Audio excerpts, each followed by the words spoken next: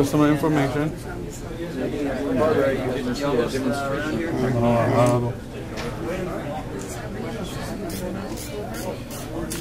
Oh, you're. Where are you? That's the customer information right there. Sorry. I'd like to start the demonstration with the vehicle in front. And now when I leave the spot, I will leave the spot, and now the meter went back to open state. Take this out also will be open state.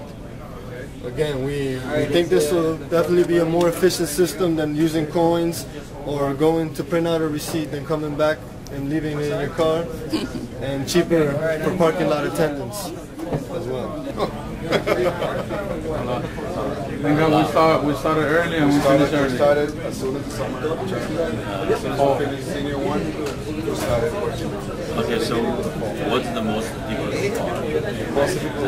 Programming. Synchronization with the programming.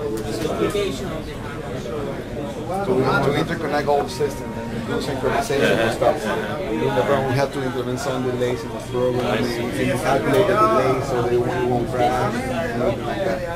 And we interact in different languages, Java, Visual Basic, 3-axis databases at the same time. Also, the frustrating part was that a couple days ago when we figured, we tested at home and it was working. And we tested it in the lab and then it didn't work. So we were like, okay, there's got to be some kind of interference there. We found out researching that Bluetooth uses the same frequency they have for others, so that was interference. So we tested it here last night at 12 o'clock at night. We were here testing it and we taped it and we have it in video just in case. But when we came this morning, since they had their project off, it was working. They turned it off to present it and it crashed. Well, but anyway, we learn a lot. Awesome. Thank you.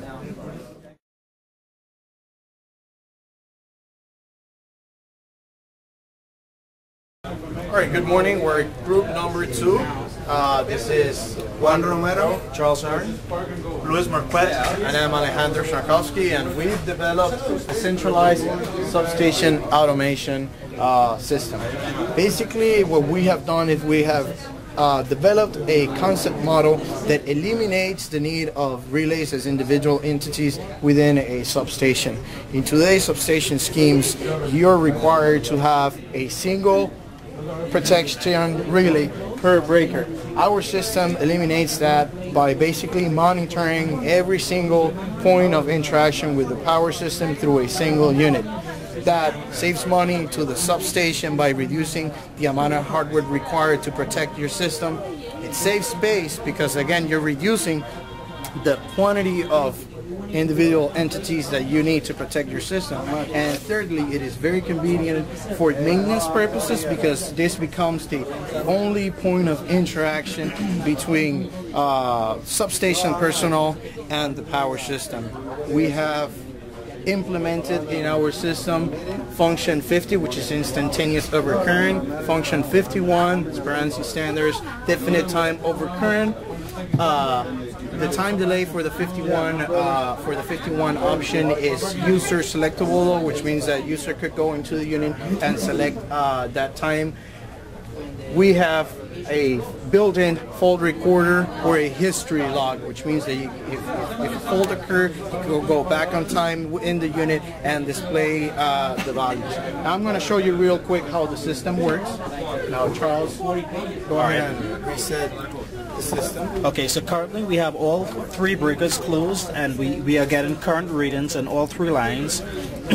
Our simulation unit here, as we increase the current, you can see the current increases in the wireless unit as well.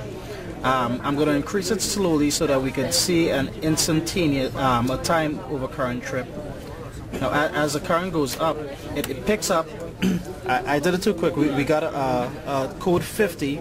It timestamps it with the time and the date, and it tells you the code 50, which is instantaneous over current. Now, while we're in the screen, the processor unit is still looking at the other 2 breakers. And as you can see, I could apply a fault, and it could go. Also, it could go off, so it's still protecting them. Now, let's go back to that screen real quick.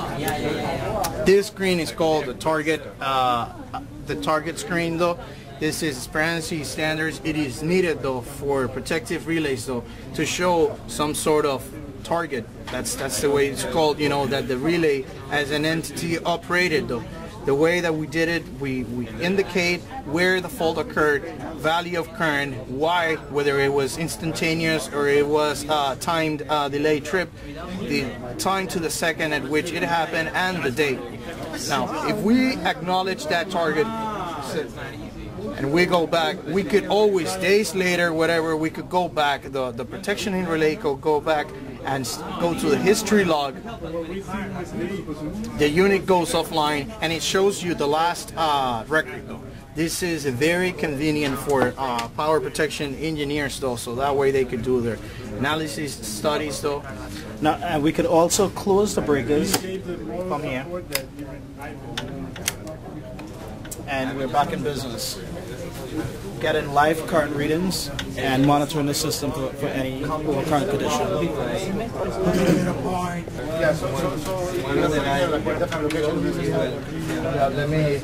So identify what I see here compared to what I see there. Well, this right here was developed just for the model. You know, we've kind of modeled a distribution substation.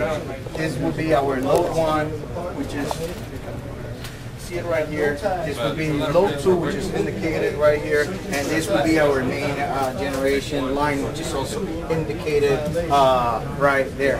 Basically, again, as we've explained you, our system eliminates the need of having 3 separate relays monitoring these 3 different spots in the breaker bay, by just implementing one and having just a single point of interaction with the power system. Make changes. Here in Unit 2, you can see how in real time it changes, increase it.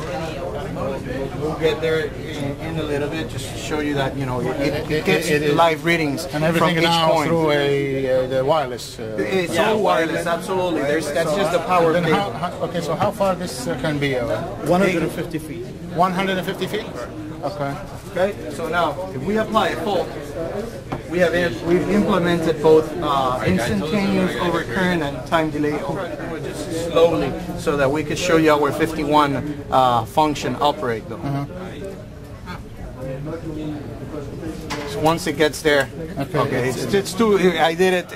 The thing is that the potentiometers, as you go increase, And it then tells you feeder 2 is out. tells you feeder 2. It tells you the amount of net feed. It's to feed a pet over the internet. It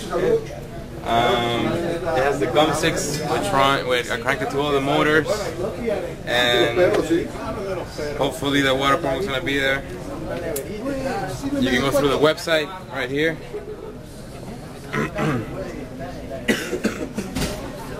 You can just click 4 ounces, 8 ounces, 12 ounces, 16 ounces, depending on what the user wants.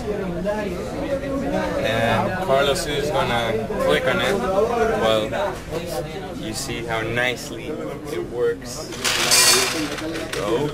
Expensive for, you know. And then go one more time. I shouldn't let him do it. 4 ounces. Now it Hold should on. be. One more time. 1, 2. Why you three? Tell me. Okay, ready? Yeah, ready.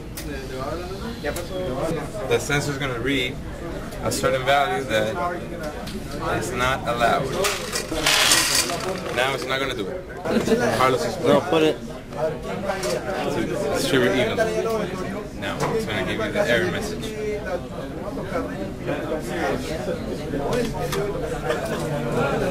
Sensor.